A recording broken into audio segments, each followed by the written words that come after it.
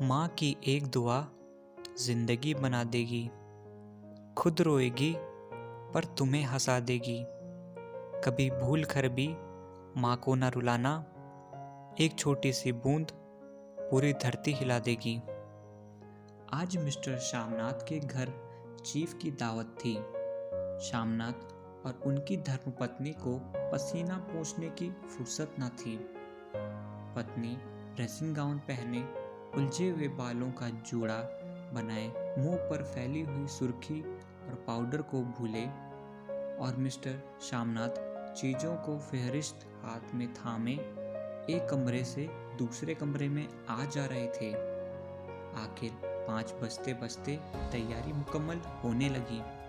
कुर्सियाँ, मेज, तिपाइयाँ, नैपकिन, फूल सब बरामदे में पहुँच गए।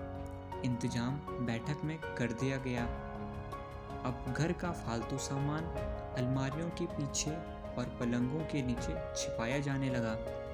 तभी श्यामनाथ के सामने सहसा एक अड़चन खड़ी हो गई। माँ का क्या होगा?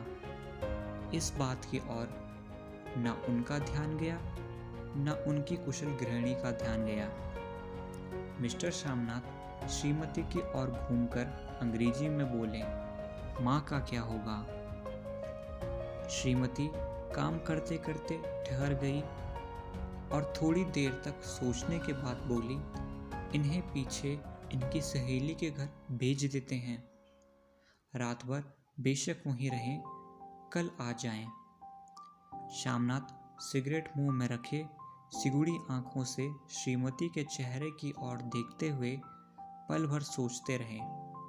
फिर सिर हिलाकर बोले, नहीं, मैं नहीं चाहता कि उस बुढ़िया का आना जाना यहाँ फिर शुरू हो जाए। पहले ही बड़ी मुश्किल से बंद किया था।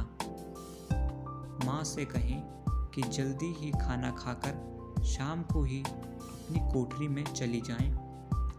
मेहमान कहीं 8 बजे आएंगे, इससे पहले ही अपने काम को निपटा लें। सुझाव ठीक था, दोनों को पसंद आया। मगर फिर सहसा श्रीमती बोल उठी, जो वहां सो गई और नींद में खर्राटे लेने लगी, तो साथ ही तो बरामदा है जहां लोग खाना खाएंगे, तो इन्हें कह देंगे कि अंदर से दरवाजा बंद कर लें, मैं बाहर से ताला लगा दूंगा। या माँ को कह देता हूँ कि अंदर जाकर सोए नहीं, बैठी रहें। और क्या? और जो सो गई तो डिनर का क्या मालूम कब तक चले? 11 बजे तक तो तुम लोग डिनर ही करते रहते हो। श्यामनाथ कुछ खींच उठे, हाथ झटकते हुए बोले, अच्छी भली यह भाई के पास जा रही थी, तुमने यूं ही खुद अच्छा बनने के लिए बीच में टांग अड़ा दी। वाह, तुम माँ और बेटे की बातों में मैं क्यों बुरी बनूं? तुम जानो और वह जाने। मिस्टर श्यामनाथ चुप रहे। यह मौका बहस करने का ना था, समस्या का हल ढूंढने का था। उन्होंने घूमकर माँ की कोठरी की ओर देखा।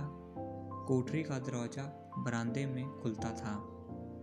बरामदे की ओर देखते हुए झट से बोले, मैंने सोच लिया है, और उन्हीं कदमों में माँ की कोठरी के बाहर जा खड़े हुए।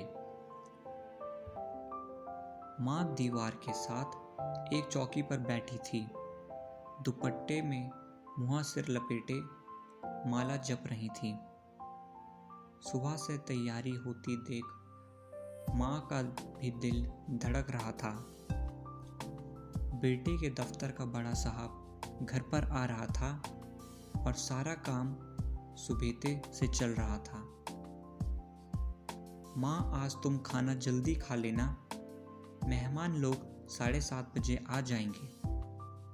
माँ ने धीरे से मुंह से दुपट्टा हटाया और बेटे को देखते हुए कहा, आज मुझे खाना नहीं खाना है बेटा, तुम जानते हो ना, मांस मछली बने तो मैं कुछ नहीं खाती। जैसे भी हो, आप काम से जल्दी निपट लेना। अच्छा बेटा। और माँ, हम लोग पहले बैठक में बैठेंगे, उतनी देर तुम यहाँ बरामदे में बैठना। फिर जब हम यहाँ आ जाएं तो तुम घुसखल्ले के रास्ते से चली जाना। माँ अवाक बेटे का चेहरा देखने लगी, फिर धीरे से बोली, अच्छा बेटा। और माँ, आज जल्दी सो नहीं जाना, तुम्हारे खर्राटों की आवाज़ दूर तक जाती है। माँ लज्जित सी आवाज़ में बोली, क्या करूँ बेटा, मेरे बस की बात नहीं है। जब से बीमारी से उठी हूँ, नाक से सांस नहीं ले सकती। मिस्टर सामनाथ ने इंतजाम तो कर दिया, फिर भी उनकी उड़ेद बुन खत्म नहीं हुई। जो चीफ अचानक उधर आ निकले तो 8-10 मेहमान होंगे, देसी अफसर उनकी स्त्रियां होंगी, कोई भी गुसल खाने की तरफ जा सकता है। क्षोभ और क्रोध में वह सिर झुझलाने लगा। एक कुर्सी को उठाकर बरामदे में कोठरी के बाहर रखते हुए बोले, आओ माँ, इस पर जरा बैठ लो। माँ माला संभालती, पल्ला ठीक करती हुई उठी और धीरे से कुर्सी पर आकर बैठ गई। यूं नहीं माँ, ढंग से बैठो, यहाँ खाट पर नहीं। माँ ने टांगे नीचे उतार ली। और खुदा के वास्ते नंगे पांव नहीं घूमना, ना ही वह खड़ाऊ पहनकर सामने आना। किसी दिन वह तुम्हारी खड़ाऊ उठाकर मैं बाहर फेंक दूंगा। माँ चुप रही। कपड़े कौन से पहनोगी माँ? जो है वही पहनूंगी बेटा, जो कहो पहन लूंगी। मिस्टर सामनाथ सिगरेट मुंह में रखे, फिर अंध खुली आंखों से माँ की ओर देखने लगे और माँ के कपड़ों की सोचने लगे। सामनाथ हर बात में तरतीब निकालते। घर का संचालन उनके अपने हाथ में था।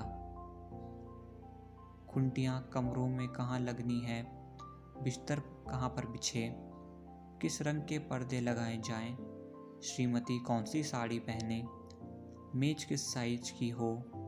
सामनाथ को चिंता थी कि अगर चीफ का साक्षात माँ से हो गया तो कहीं लज्जित नहीं होना पड़े। माँ को सिर से पांव तक देखते हुए बोले, तुम सफ़ेद कमीज और सफ़ेद सलवार पहन लो माँ, पहन के आओ तो ज़रा देखूं। माँ धीरे से उठी और अपने कोठरी में कपड़े पहनने चली गई। यह माँ का झमेला ही रहेगा।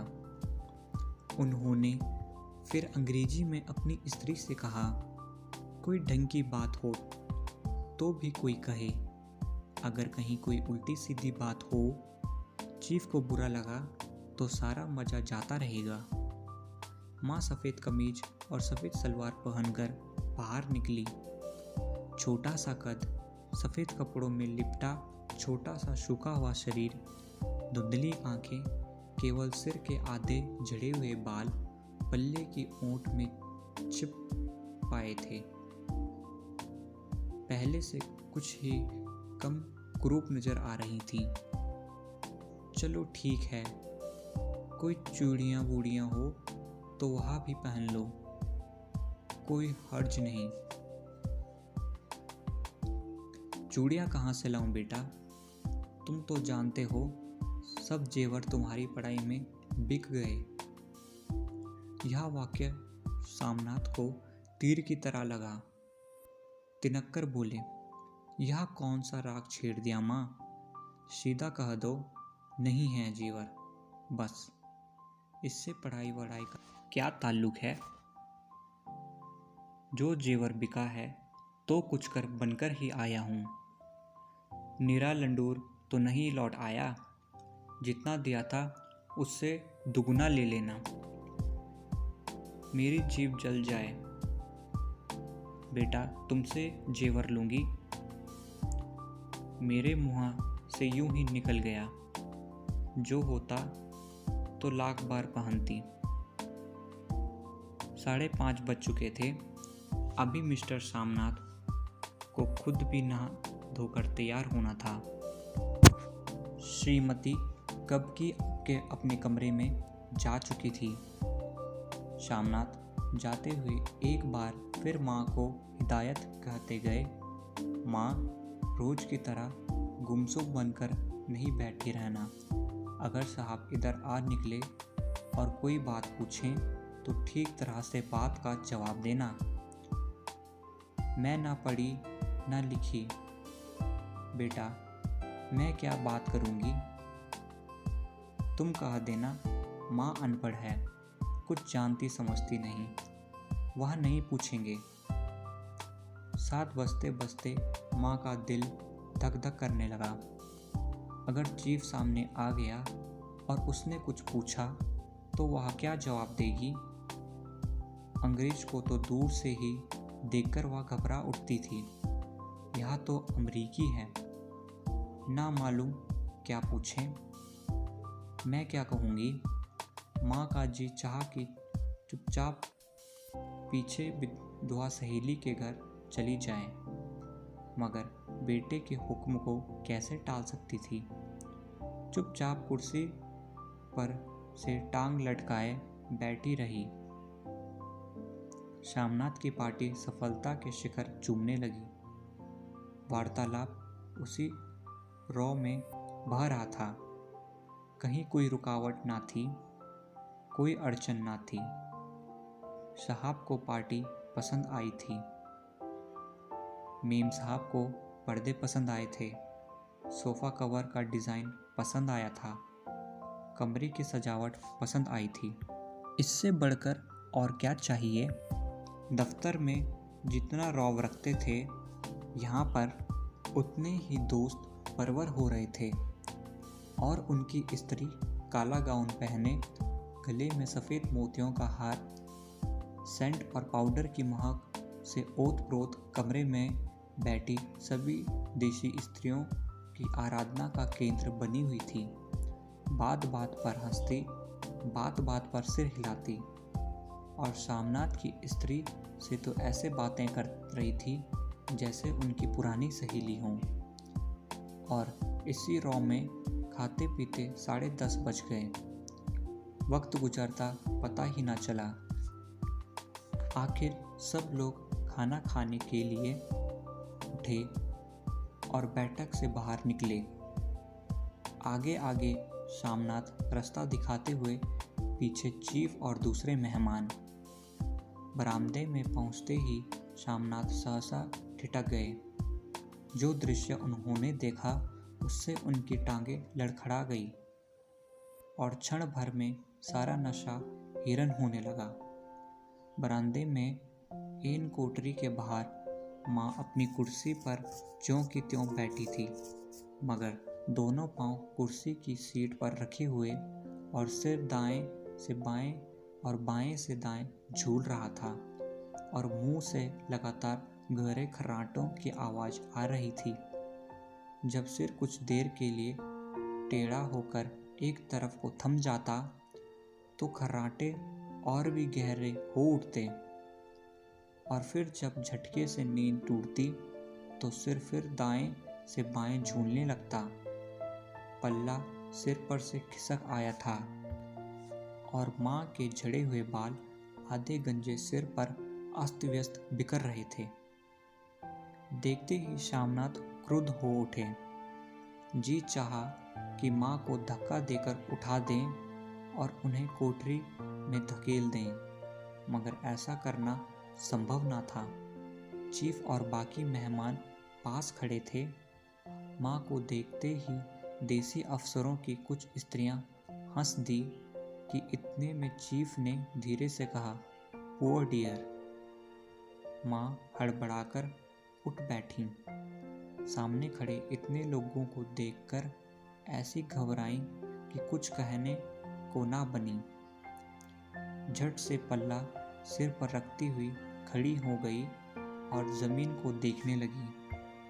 उनके पांव लड़खड़ाने लगे और हाथों की उंगलियां थर थर कांपने लगी। माँ, तुम जाकर सो जाओ, तुम क्यों इतनी देर तक जाग रही थी? और खिसियाई हुई नजरों से शामनाथ चीफ के मुंह की ओर देखने लगा। चीफ के चेहरे पर मुस्कुराहट थी। वह वहीं खड़े खड़े बोले, नमस्ते। माँ ने झिझकते हुए अपने में सिमटे हुए दोनों हाथ जोड़े, मगर एक हाथ दुपट्टे के अंदर माला को पकड़े हुए था, दूसरा बाहर ठीक तरह से नमस्ते भी ना कर पाई। शामनाथ इस पर भी खिन्न हो उठे। इतने में चीफ ने अपना दायां हाथ मिलाने के लिए माँ के आगे किया। माँ और भी घबरा उठी। माँ, हाथ मिलाओ। पर हाथ कैसे मिलाती? दाएं हाथ में तो माला थी। घबराहट में माँ ने बायां हाथ ही साहब के दाएं हाथ में रख दिया।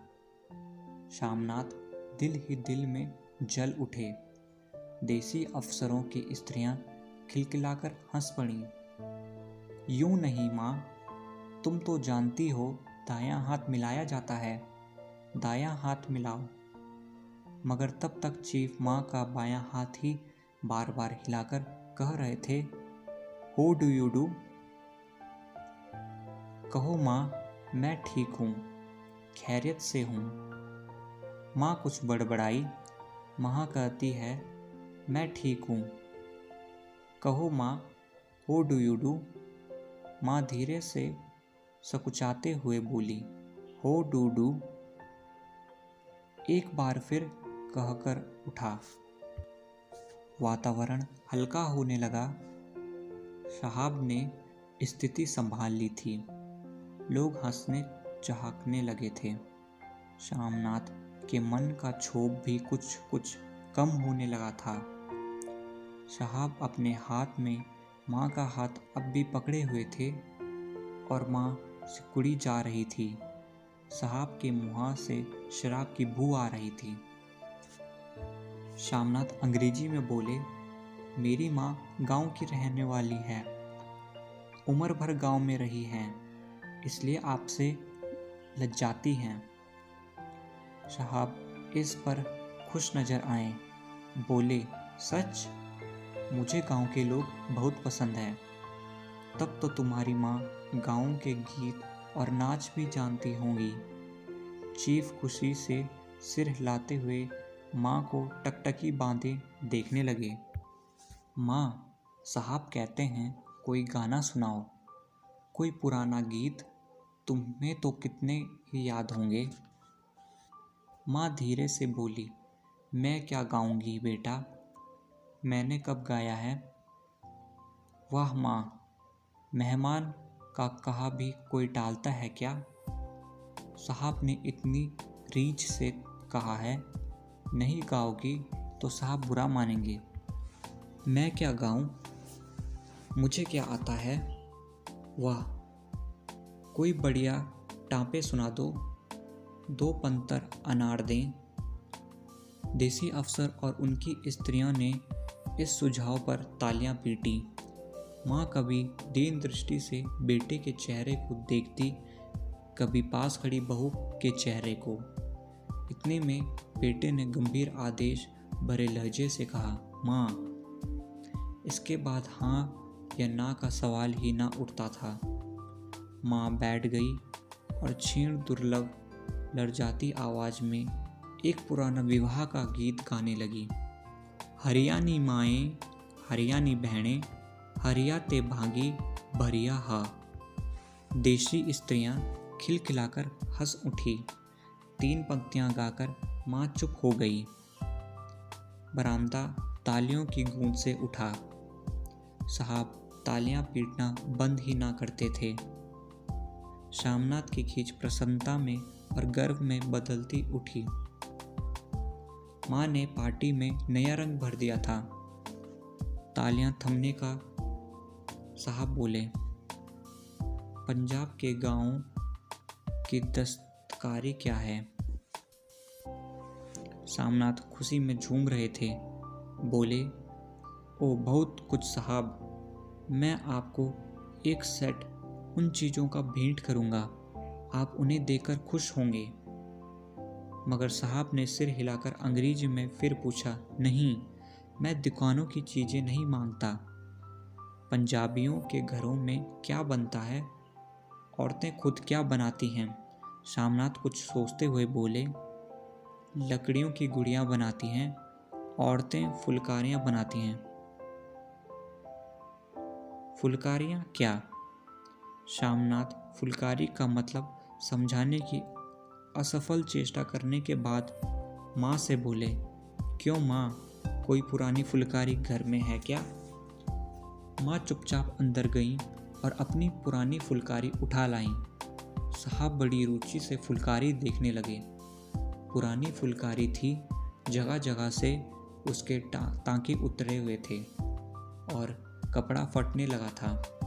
साहब की रुचि देखकर शामनाथ बोले, यह फटी हुई है साहब, मैं आपको नई बनवा दूंगा, माँ बना देगी।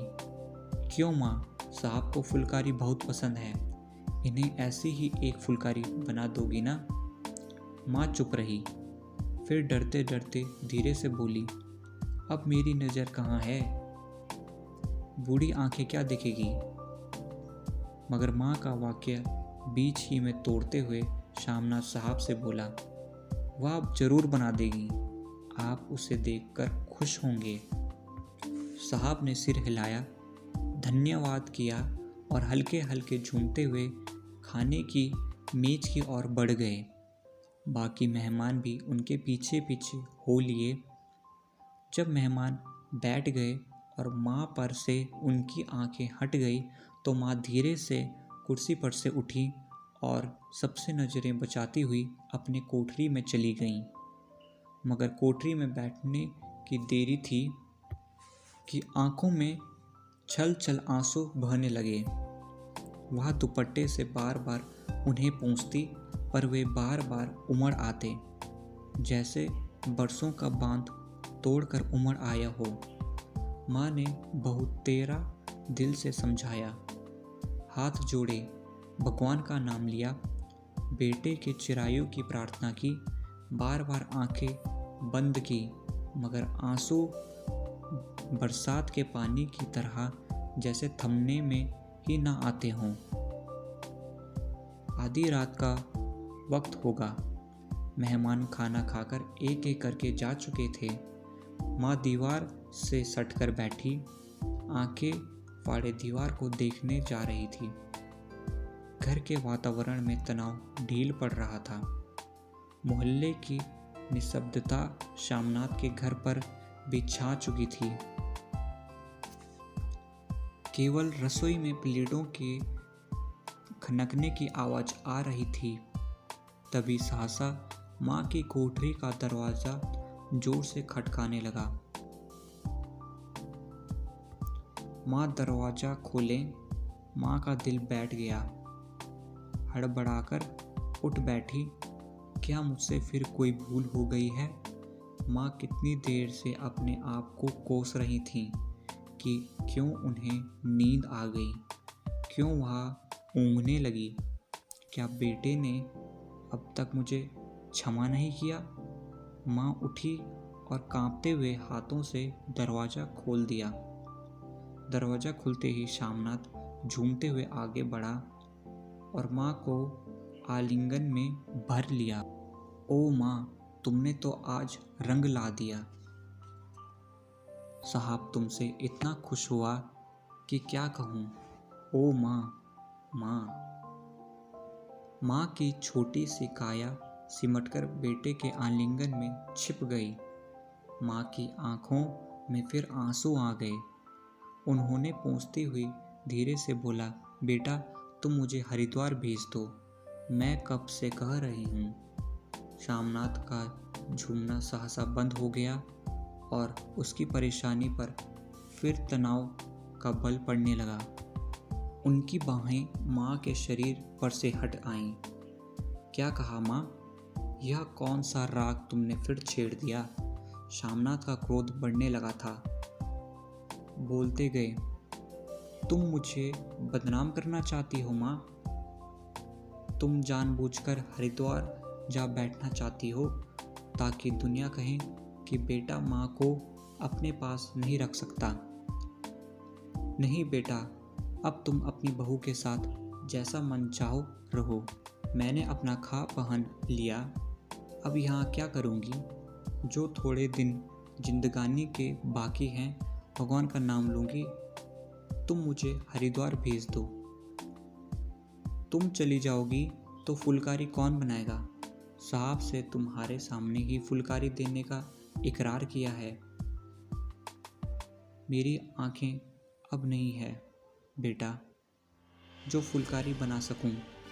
तुम कहीं और से बनवा लो, बनी बनाई ले लो।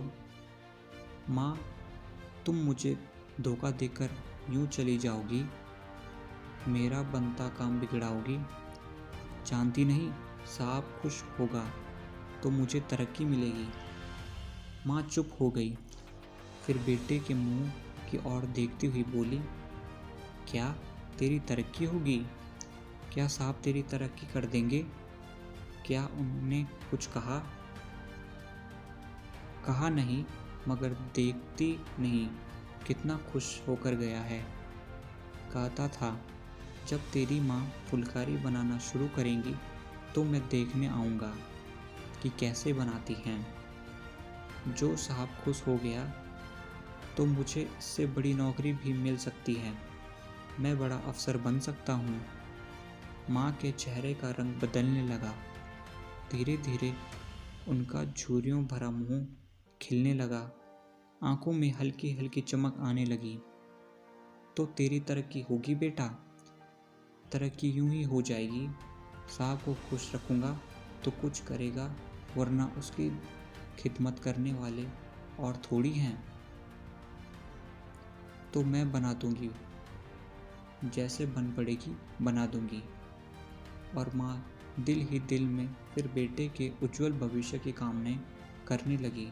और मिस्टर शामनाथ, अब सो जाओ माँ, कहते हुए तनिक लड़खड़ाते हुए अपने कमरे की ओर घूम गए।